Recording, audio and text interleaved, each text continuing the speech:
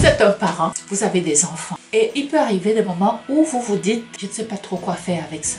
Vous avez le droit de vous le dire, vous avez raison de vous le dire, parce qu'aucun enfant ne vient avec un mode d'emploi. Ça, c'est vrai. Mais il y a des clés qui peuvent aussi transformer votre vie de parent.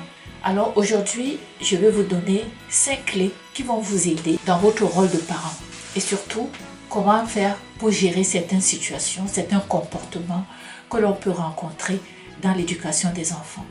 La première des choses, c'est d'abord de comprendre que chaque enfant est unique. Okay? Vous pouvez avoir 2 enfants dans la maison. C'est vrai, on a toujours tendance à se dire qu'on éduque nos enfants de la même façon, mais on adapte l'éducation par rapport à chaque enfant. Chaque enfant a sa capacité.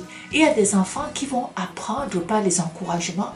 Et il y en a d'autres qui vont être autonomes, qui préfèrent travailler tout seul. Voilà, donc vous devez toujours tenir compte de la particularité de chaque enfant. Voilà, donc il faut toujours observer, écouter et adapter l'éducation à chaque enfant. Deuxième situation, ok? L'éducation bienveillante ne signifie pas que tu vas être laxiste. Et certains parents confondent la bienveillance au laxisme. Laxisme, c'est quoi? C'est que tu laisses l'enfant faire ce qu'il veut parce que tu veux être gentil. Voilà, je veux être un parent cool, alors mon enfant me marche dessus. C'est ça qui va arriver si tu veux être tellement cool que tu veux devenir l'ami de l'enfant qui est ton enfant et il n'y a plus de limites. Et c'est comme ça que les enfants rois commencent à se développer, à utiliser des comportements où il fait honte à ses parents, même dans la rue. Voilà. Donc, l'équilibre entre l'autorité et la bienveillance est vraiment essentiel. Il faut faire la part des choses. L'enfant doit savoir que vous êtes le parent et connaître la limite à ne pas franchir. Donc, un exemple plutôt que de dire c'est comme ça et c'est tout. Tu peux dire on ne crie pas parce qu'il y a des enfants. J'ai vu des enfants crier sur leurs parents. J'ai vu des enfants jeter des objets sur leurs parents. Et je me dis, si ça s'est rendu là, c'est parce que les parents ont été laxistes, ok? On ne crie pas dans la maison parce que ça crée du stress pour tout le monde. On peut parler calmement, voilà. Et dans le fond, je voulais vous dire une chose aussi, c'est que vous devez savoir que le cerveau humain, notre cerveau, le mien, le vôtre, nous tous, enregistre mieux les messages affirmatifs. Donc, quand vous avez un message à passer, que ce soit dans vos emplois ou bien un employé qui a mal fait quelque chose, au lieu d'utiliser le négatif pour le lui faire savoir, c'est toujours gagnant de dire la même chose, mais de façon positive. Je prends un exemple. Quand un enfant, par exemple, refuse de partager, au lieu de dire ne sois pas égoïste, tu peux lui dire tu as le droit de vouloir ton jouet. Et si on trouvait une façon pour que tu le lui donnes aussi, c'est une autre façon de lui dire partage. Ok? Donc, on va maintenant dans le 3e point sur l'éducation des enfants. Je vous ai dit qu'aucun enfant ne vient avec un mode d'emploi. La 3e partie, c'est l'importance de la communication émotionnelle. Ok? Ton enfant fait une crise, par exemple. Mais est-ce qu'il sait dire pourquoi? Et est-ce qu'il est capable de s'exprimer sur ce qui l'énerve au point où il fait une crise, où il est hors contrôle? Parce que beaucoup de comportements difficiles viennent du fait que l'enfant ne sait pas exprimer ses émotions. Et ça, vraiment, j'en ai vu souvent. Alors, il faut apprendre à verbaliser, il faut apprendre à ton enfant. Apprenez à vos enfants à exprimer ses frustrations ou bien ses peurs et ses besoins. C'est un apprentissage. Ne laissez pas l'enfant parce que l'enfant fait une crise. Vous restez là, vous dites ok, ça va passer. Pendant qu'il fait cette crise, une fois que vous avez observé, vous devez prendre votre enfant, ok?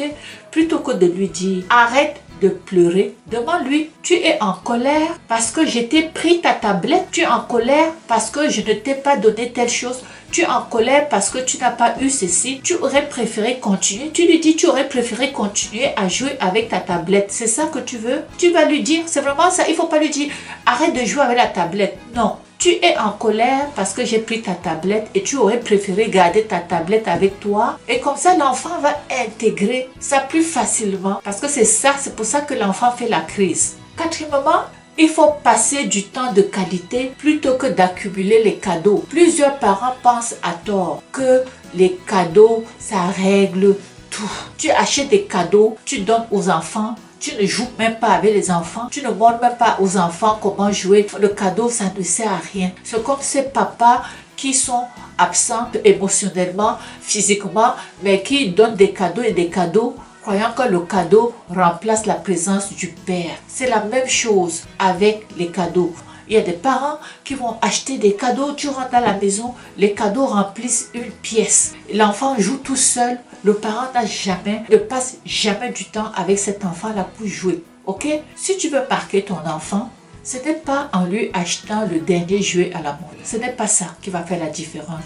Ce qui renforce réellement le lien parent-enfant, c'est la qualité du temps passé ensemble. Et plus l'enfant est jeune, plus il ressent le besoin de la présence de ses parents. Ce temps de présence-là, ça n'a pas de prix. Tout l'or du monde ne peut même pas acheter le quart de la valeur du temps que vous passez avec votre enfant. Il y a des gens qui pensent à tort que parce que l'enfant est jeune, ce n'est pas important.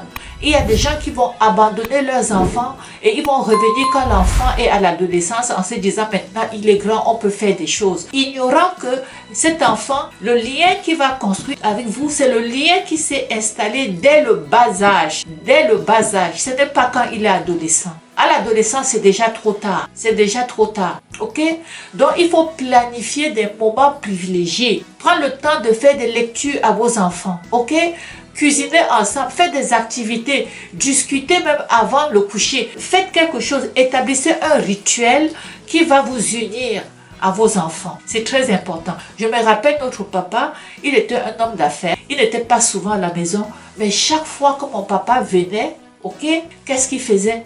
Il nous racontait toujours des histoires. Il nous réunissait tous à table et il nous racontait des histoires. Parfois, il racontait la même histoire avec des versions différentes. Et nous, on disait, mais papa, hier, tu nous as raconté ça, c'était différent. Et on riait ensemble. C'est ça, ce sont des souvenirs dont les enfants vont se rappeler plus tard. Ok? Donc, un enfant va toujours se souvenir plus d'un pique-nique ou bien d'un événement qui est improvisé par son papa ou sa maman, et il va plutôt se rappeler de quelque chose que vous avez fait ensemble que du iPad que vous lui avez offert. Parce que le iPad, c'est pas un être humain et puis c'est un objet. Alors que le temps qu'il a passé avec vous, c'est ça, ces souvenirs-là qui vont le faire grandir. Voilà. Et en cinquième lieu, c'est l'importance de l'exemple. Les enfants copient tout. Donc si toi, tu dis tu ne veux pas que ton enfant mente et que toi, tu mens, tu penses que l'enfant va copier qui? L'enfant va te copier. Ok? Donc si toi, tu hurles tout le temps, tu cries après lui ou bien tu cries après ses frères. Et quand l'enfant crie, tu lui dis qu'il crie, mais l'enfant est perdu. Ok? Donc les enfants apprennent plus par l'exemple que par les paroles. Alors il faut montrer ce que tu veux voir ton enfant faire en faisant cela toi-même. Ok? Si tu veux qu'il dise merci naturellement, il faut que tu commences toi aussi par lui dire souvent merci. Ça va, vous êtes d'accord? Alors c'est ça. Donc c'est très important de toujours prêcher par l'exemple, surtout quand on éduque ses enfants.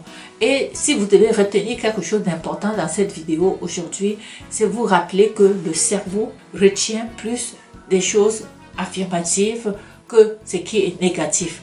Donc prenez l'habitude de reformuler ce que vous comprenez du comportement de votre enfant en des paroles positives, pour qu'ils puissent mieux comprendre. Parce que les enfants font beaucoup de dégâts.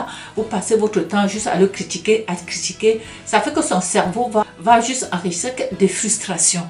Et ces frustrations-là peuvent se manifester par les multiples crises que vous vivez avec vos enfants. Ok? Donc, l'enfant qui crie, par exemple, qui crie, ok? Tu ne vas pas lui dire arrête de crier. Ce n'est pas ça que tu vas lui dire. Dis-lui que je vois que tu es en colère, ok? Respire, regarde-moi et qu'est-ce qui te dérange? Donc il faut aller chercher, toujours aller chercher au niveau émotionnel. Il faut l'amener à comprendre ce qui le frustre, ok? Donc un enfant qui n'écoute pas par exemple, c'est sûr que nous on l'a déjà dit, hein? Tu n'écoutes jamais. Qu'est-ce que ça veut dire pour lui? Tu dois dire regarde-moi. Regarde-moi, dis-moi ce qui te dérange. Regarde-moi, est-ce que tu as quelque chose à me dire? Donc ça s'apprend, hein? Ce sont des stratégies et ça s'apprend. Et au fur et à mesure, ben, vous allez développer des stratégies de ce sort. Ok? Donc l'éducation, ce n'est pas parfait. Chaque parent a sa façon de le faire. Ce qui compte, c'est que vous trouvez la meilleure façon pour vous et votre enfant. Voilà. Et en appliquant ces clés que je viens de partager avec vous, vous allez voir que vos enfants ou bien votre enfant, il y aura une énorme différence dans ce qu'il faisait et avec ce que vous allez mettre en pratique en écoutant cette vidéo ou en partageant cette vidéo là avec vos amis qui ont des jeunes enfants à la maison, qui font des crises, vous ne savez pas trop comment gérer ça. Alors écoutez ces vidéos, les 5 clés que je vous ai nommées, ok? C'est que la première des choses, il faut comprendre que chaque enfant est unique. Deuxièmement, il faut faire la différence entre être bienveillant envers l'enfant et le laxisme, ok? Donc, quand tu es bienveillant, ça ne veut pas dire que tu laisses l'enfant faire tout ce qu'il veut. Troisièmement, il faut communiquer émotionnellement, il faut que l'enfant sente que vous l'aimez, que vous êtes là avec lui, ok? Et non seulement juste gâter l'enfant de cadeaux et ne rien établir, construire avec lui en émotion, ok? Il faut passer du temps de qualité avec vos enfants. Et puis, cinquièmement, c'est de prêcher par l'exemple. Parce que ce que je veux dire ici, c'est que si vous dites à l'enfant de ne pas faire quelque chose et vous faites le contraire, l'enfant est perdu, il ne sait pas trop ce que vous voulez dire, puisque vous lui dites de ne pas crier, vous criez après lui. Voilà. Alors sur ce, je vous demande de partager cette vidéo, partagez avec moi en commentaire comment vous gérez les crises de vos enfants. Et si cette vidéo vous a aidé, partagez dans votre réseau parce que aucun enfant ne vient avec un mode d'emploi. Chaque enfant est unique et il ne faut pas comparer vos enfants entre eux. Ciao.